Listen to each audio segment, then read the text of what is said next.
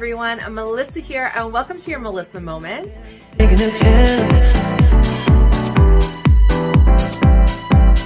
Hello everyone, Melissa here. Welcome to your Melissa Moment. Okay, you guys, we have another update for you. I feel like we have been doing so many updates lately. Let's talk about increasing my social circle. Now this goes into one of my resolutions coming up for 2023. I want to increase my social circle. I want to meet people. I want to see if I can find any ride or die friends out there. Now I've already started this, okay? If you have watched my videos, you know that I made a bold choice and I signed up to go to Mexico with a group of 20 women I have never met before. You heard that right. If you're watching this for the first time, you're probably like, what is going on now? There is a group where I live called the Curvy Girls group, and that's exactly what it is. It's a group of women, curvy women, who get together and do events. I've been watching them for a while. I can't even remember how I came across them. I think I was searching for groups in Saskatoon, where I'm from, to see what was out there. I came across them. I've kind of been watching their Facebook page and group and kind of seeing what they do and that kind of thing. Just, you know, deciding if I wanted to join them or not. And I'll be honest to say I was a little intimidated by the group just because, excuse me, most of them seem to be a lot younger than me. Most of them seem to be gorgeous women. And I just didn't know if I'd fit in. I've been struggling for the last, oh geez, I don't even know, 6 years trying to find where I fit in. My identity has changed quite a bit. I went from, you know, a business owner to a stay-at-home mom. I went from not being a mom to being a mom, so my identity has changed quite a bit. My parents are also getting a lot older and are having health issues and need more help. So I'm transitioning from being, you know, a daughter, a little girl, to now the tables have turned. Instead of my parents taking care of me, I'm taking care of my parents. So there's been a lot of change. There's been a lot of identity change. There's been a lot of, who am I? I don't know. So I'm trying to find a group that I can fit in with and also make some friends. So I decided, hey, they were doing a trip to Mexico. And I was like, yeah, let's do that. So I booked a trip to Mexico before ever going to an event with these women, before ever meeting any of these women. I booked this trip. Well, I guess we're going. So that's going to be in November of 2023. That's about, you know, a little over a year away now, or a little less than a year, I should say. When I booked the trip, it was literally a year away. Now we're about 11 months away. So I thought, well, I should probably do some events and get to know these girls. So one event, the very first event that I attended, just happened about 3 days ago. They had a Christmas party. It was a pajama Christmas party. It was at the founder of the group's home. I was like, okay, we're going. So I just want to talk to you about that event. Obviously, what you need to know about me is I'm an introvert. I don't like people. When I'm with people, it drains my energy. I get so tired. It takes every bit of energy out of me. Some people, like my husband and daughter, when they're around other people, they get energy and they get excited and they get energized. I'm the complete opposite way. So it took a lot. It also took a lot for me to get out of my comfort zone, because I can be a very timid and shy person, especially when I'm with people I don't know. And here I am going into a complete stranger's home. This isn't even a public place. This is her home, her residence. She lives here with, I didn't know how many at the time, women that I've never met. Now, number one, let me say they were very welcoming. They were very nice. They were all very nice. There was about 16 of us, including myself. They were all very nice. Now, when I am in a situation like that, the first one or two times, I typically am very quiet. I keep to myself. I observe. I watch people. I watch how people interact with others. I kind of see where the friends are and, that kind of thing. I just kind of take it all in. That's usually what I do. So that's what I did this time too. I found a little place. There wasn't a lot of place to sit because I was one of the last people to get there. So I picked one of the seats that were available and I sat there and I stayed there the whole night. I did talk with some people. Some people came over and talked, got to know me, that kind of thing, which was nice. All very nice people. On that first meeting,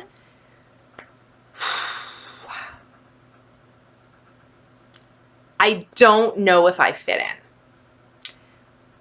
My first reaction is to say I don't fit in, but I want to try to be open-minded. It was just the first time. I was literally there for 5 hours.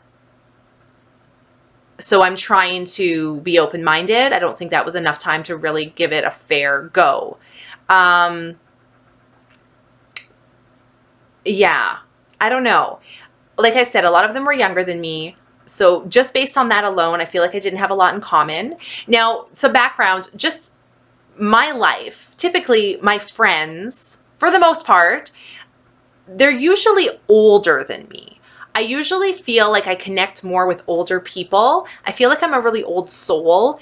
So I usually get along better with older people. That's just kind of how my friendships have gone in the past. And most of these girls are younger than me. So again, we already started with a disconnect, right?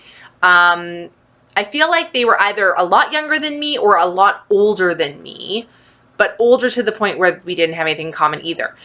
There wasn't really anyone there around my age that I'm aware of.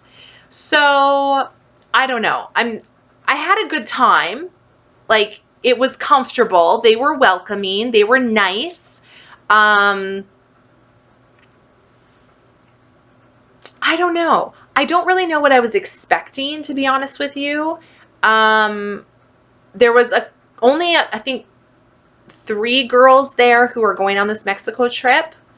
There was one woman there, an older woman, and I actually know her. Not personally, but I know who she is. I used to sell Tupperware. She also sold Tupperware. She still does. We technically were on the same team under the same leader. So I know her from Tupperware. I don't remember if we ever really talked. I don't remember ever really being to any events with her, but I know her from Tupperware. It just so happened where I ended up sitting was right beside her because she got there right before me and then I came after. So we ended up sitting together. We did talk quite a bit. Now, I feel like this was a bit of a misstep on my part because I felt a little more comfortable with her just because I already kind of knew who she was. All these other women, I had no clue. But part of me getting a bigger social circle and meeting new people is to meet new people. And I feel like I should have maybe went and talked to other people I didn't know. I don't want to get stuck with this person because I'm familiar with her. She also happens to be going on the Mexico trip. I'm a little worried they're going to put me in the same room as her when we go to Mexico. Now, not that that's a bad thing, but I want to meet new people. Do you know what I mean?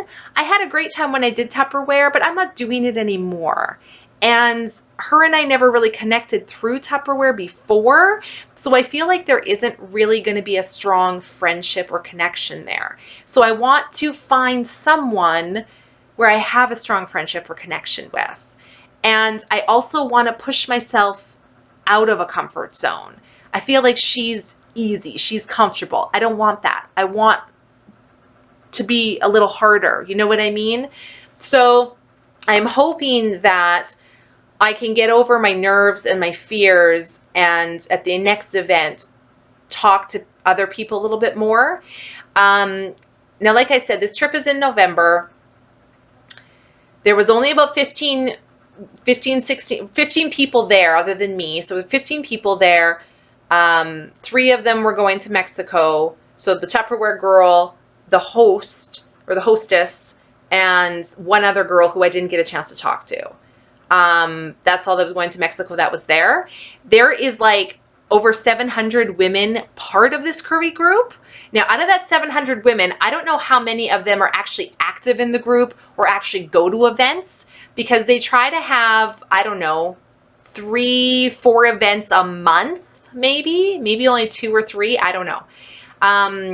But they advertise these different events, and they're all different. They all do different things. So I'm assuming every event, different people go, right? Because not everyone has the same interests. So for example, for January, they have got, I think, 2 events in Saskatoon. One is a yoga class, and one is a speed friending class or event. Sorry, it's not a class, but a speed friending event. I have signed up for the yoga. Also, I should say most of these events cost money.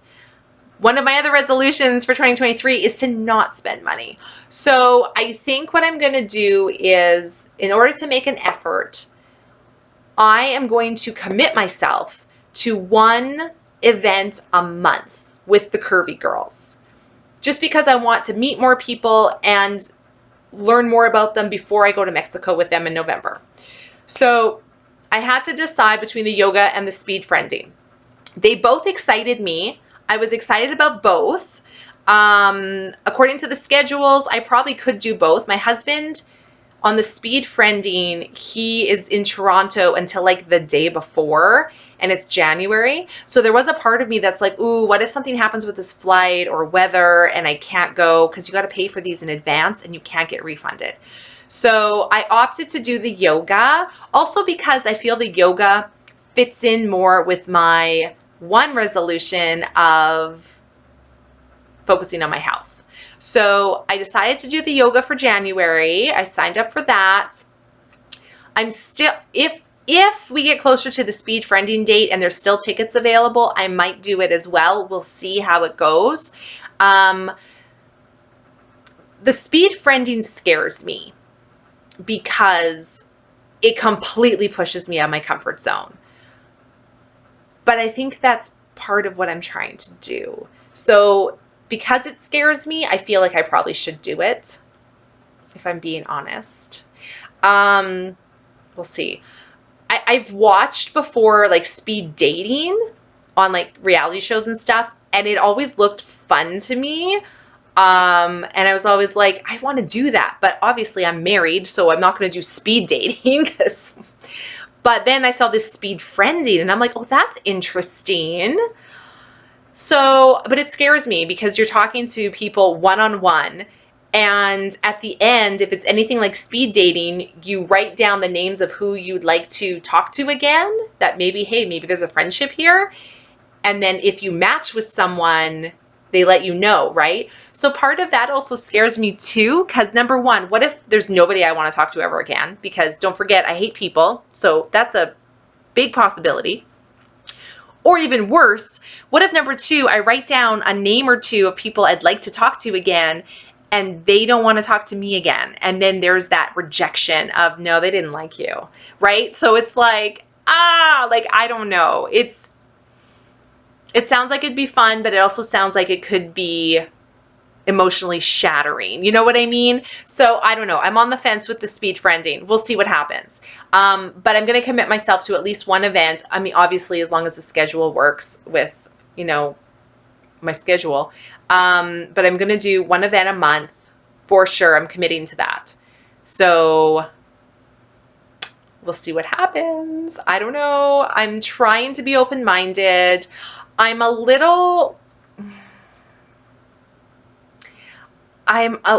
don't know, guys. The reason I decided to join the Curvy Girl group is because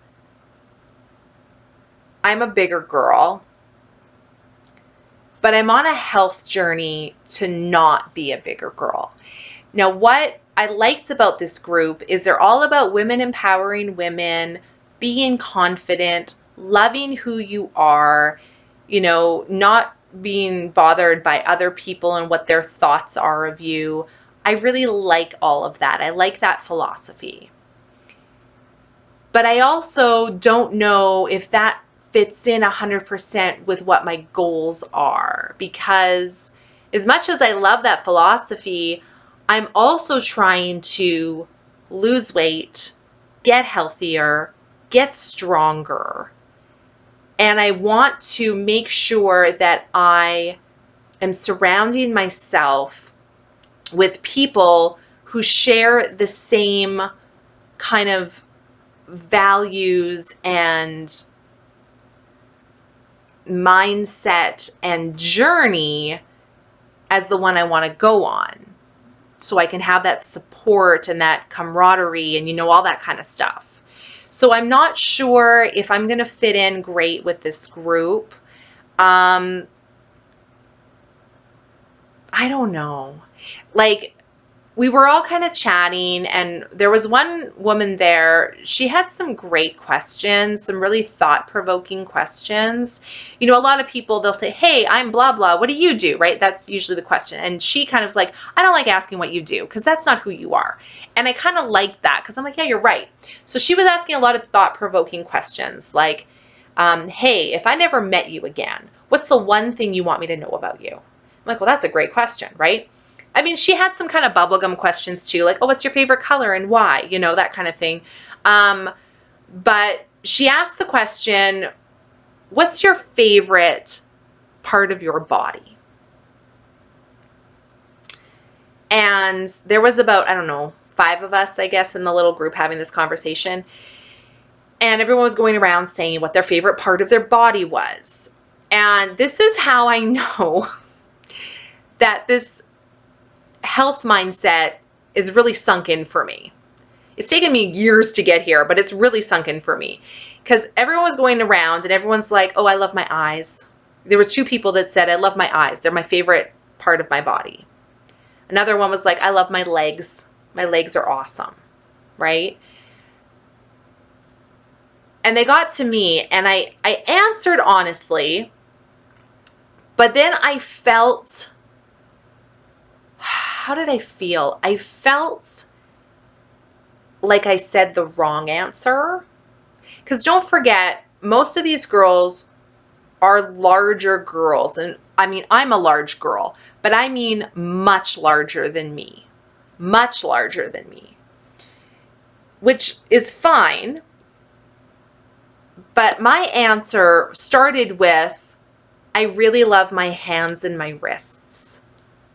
I love my hands and my wrists because I have very long fingers, very slender and petite, slender hands and a small petite wrist. And as I'm saying it, all I can think was, I don't want to offend these women, because most of them are larger women who don't have small hands or wrists. And I hope what I'm saying isn't offensive. So there was a part of me that was like, I don't want to be mean or offend anyone. I mean, I don't have a problem with any of these women and how they look and how they dress and how they whatever. I mean, I'm not being judgmental. I'm not, I don't have any issues, but this answer kind of might come across as, I like how thin my wrist and hand is. You know what I mean?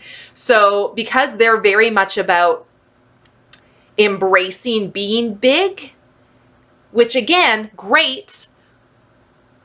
I personally, for myself, don't want to embrace being big. I have a goal in my mind, in my head, of what I want to look like and my journey to get there, and that's what I'm focused on right now. So I'm worried that my focus and their focus doesn't mesh. I hope that doesn't sound bad. Do you know what I mean?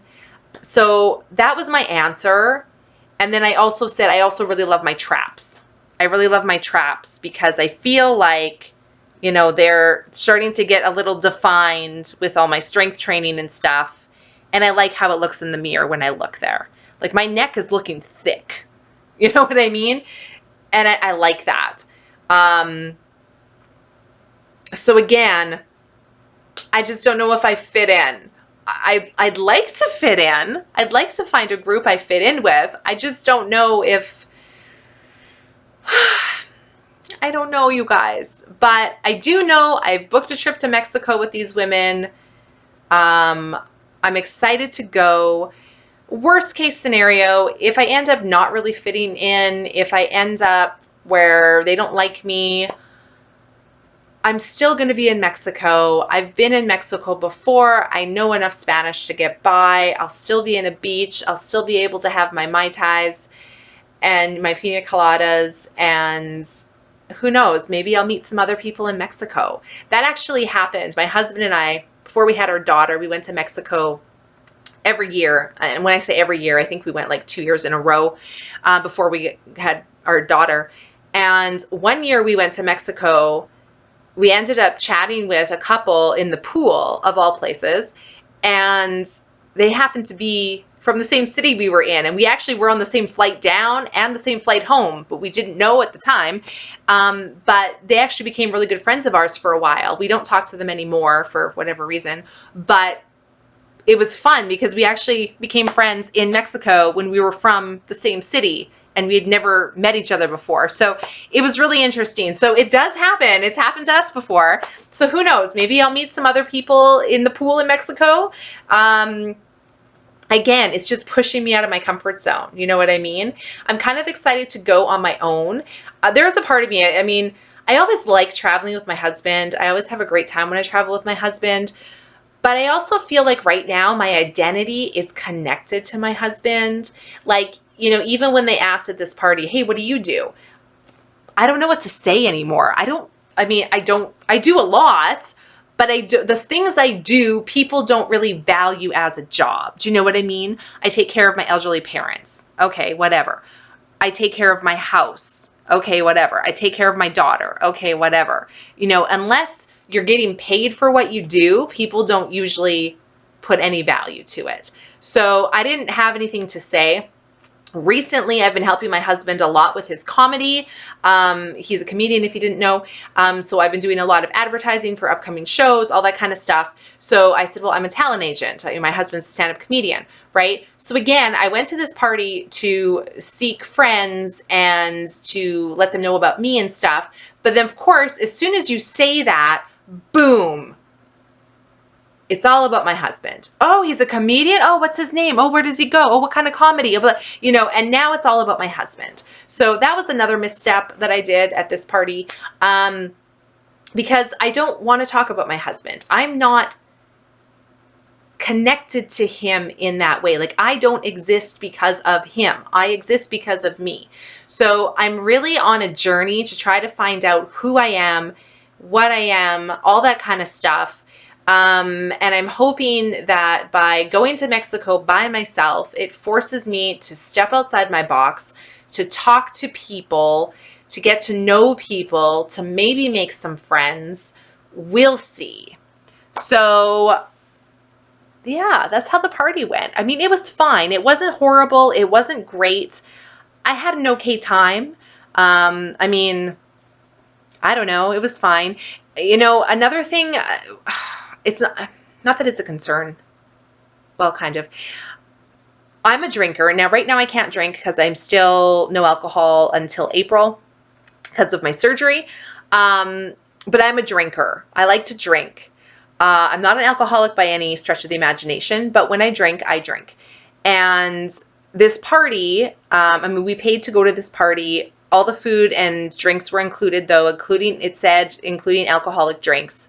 Now, they had 2 non-alcoholic punches and then 2 bottles of wine. Now, I assumed, because I drink, it said alcohol included. I assumed they would have like hard liquor, you know, rum, whiskey, vodka, like hard liquor. There was no hard liquor there that I saw. It was just wine. I don't like wine at all.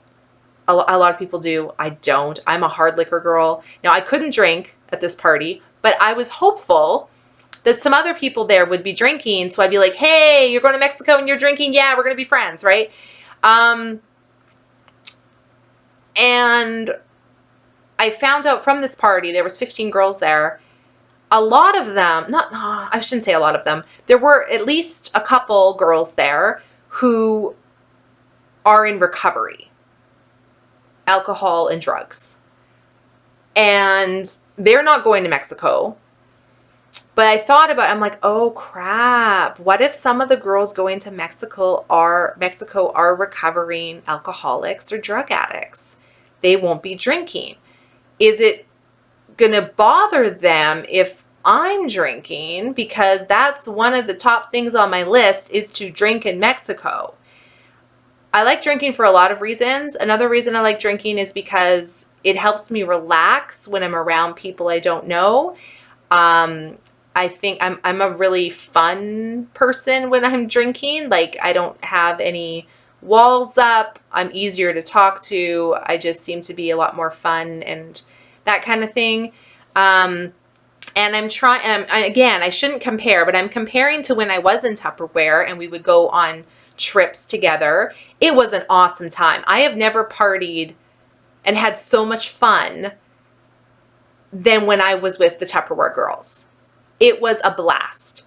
And I'm kind of in my mind hoping this is like that, but based on this first event of this Christmas party, I'm thinking it won't be. And I think I miss Tupperware for the parties. It was a lot of fun. So there's a part of me that I feel like I'm going to be a little disappointed because I don't think this is going to be like that. But that's fine. It doesn't have to be, right? Not everything has to be the same. So we'll see. We'll see what happens. Yeah. So that was my first event with the Curvy Girls group. Like I said, we're going to do yoga in January, maybe speed friending. We'll see what happens. But definitely the yoga. I kind of like that idea. So I'll keep you guys posted throughout the year on my events with them. And if I am starting to get closer to any of the girls, we'll see how it goes. And I mean, there's a million groups out there and activities out there and hobbies out there. So if this group doesn't pan out for me, I'm sure there's another one that I can give a try to. So we'll see how it goes. Thank you guys so much for watching. We'll see you in the next one. Bye.